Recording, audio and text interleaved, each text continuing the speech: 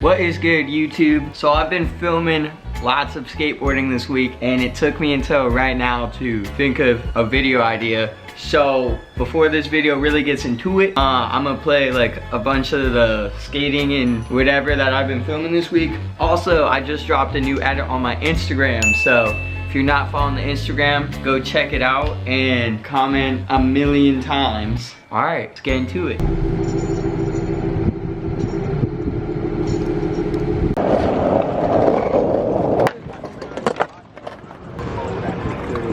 Yo, look at me. Yes, sir. Lighter yes, sir. Hey, yo, go check it out. Lighter is crazy in this pool. Everyone's definitely about to think this is my company because I just showed it. This is not. That's Grant's. Kind of tall though. What's your Instagram for the thing? Yo, it's letter_skate.com. And it'll pop up. You got 100,000 followers yet? Dude, we're like really close. Yeah, we're like at 99,000 away. We only got like 120.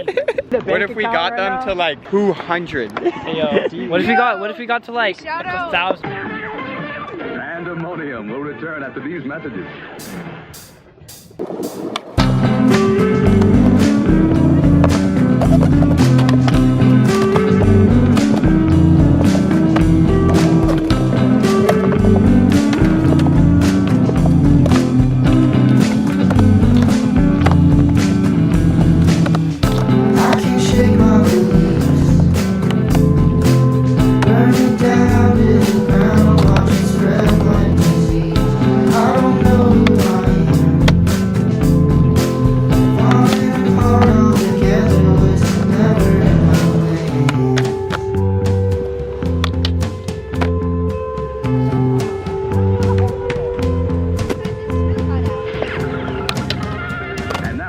Pandemonium.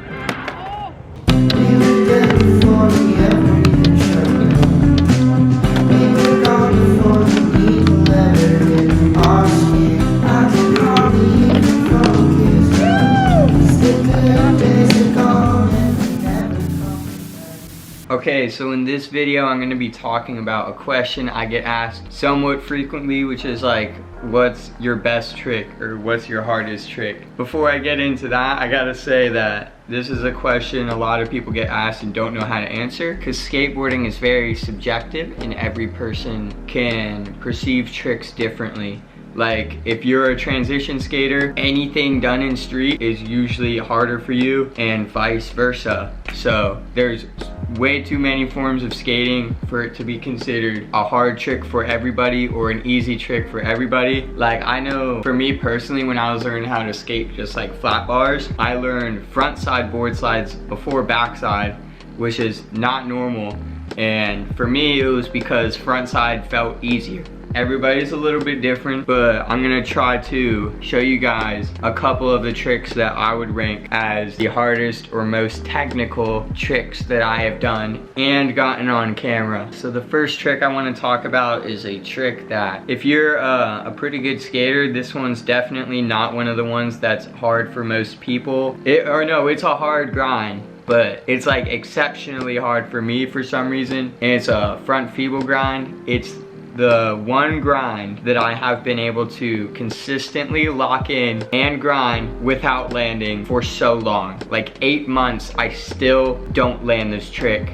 Maybe it's because they're much easier on round rails and I usually skate a square rail, but I have done a couple decent ones. Probably the best video I got of one was on a round rail, and I'll play probably the best one I've done right now.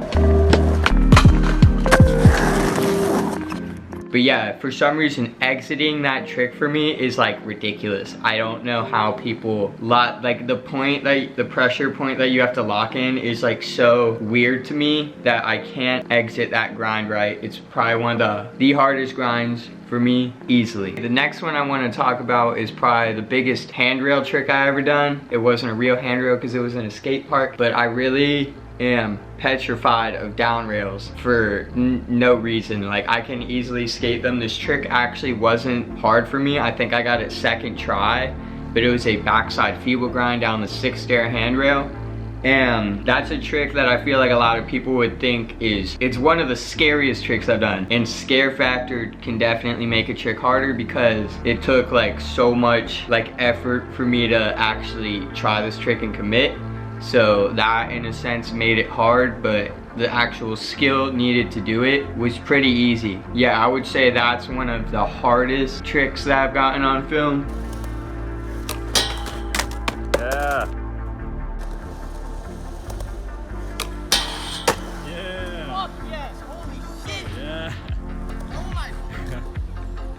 Alright, now that I'm past those two, I want to get into some tricks that were actually very technically challenging for me, and I think they would be for the majority of skaters. And this first one was one of the longest battles I've ever had. It was a backside crooked grind nollie 3 shove out. The first time I did this trick was about a year ago. I think it took something like 3 hours of trying. 3 to 6 hours of trying, I don't remember when, but it took that long for me to land one. And the one that I landed was not the best, but it wasn't bad. And that trick was, yeah, that was one of the hardest tricks I've done. I actually just did it super recently, like yesterday. I did it yesterday.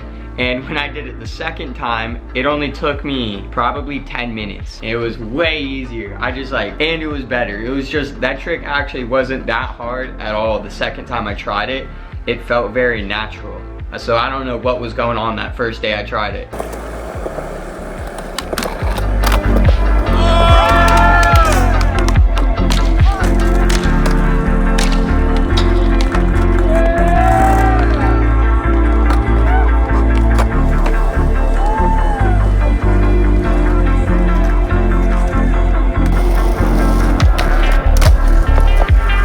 Okay, now I'm on to another technical trick, which this was like the opposite problem that I had with the crook 3 shove out.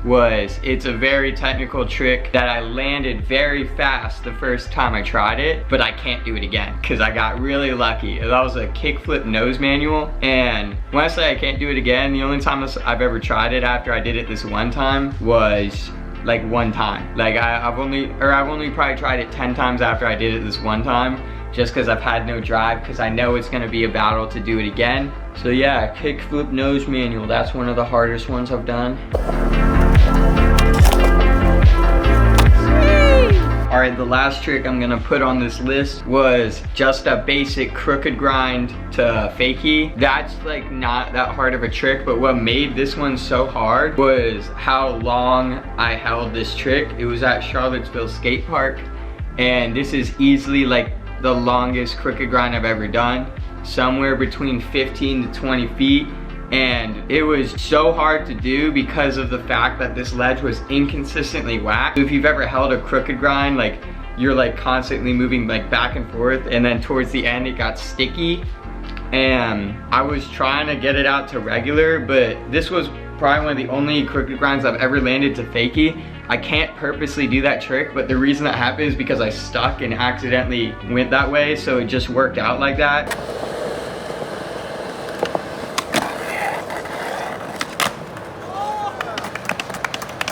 And this brings up another question about hard tricks in skateboarding, and the fact that I think all the tricks I put on this list were at skate parks, but if you are talking about hard tricks that you do in street, it's a whole different game, because I've been to some skate spots where doing like simple tricks, like for me, like a simple trick would be like a Smith grind or like a 50-50, become way harder because the ground is inconsistent, or the ledge doesn't grind right, or it's rounded too much, or you don't have wax. Skating in the street, these standards change a lot, and a hard trick in the streets can look easy to somebody who has never been to that spot or anything like that. So making a list for hardest tricks is not easy.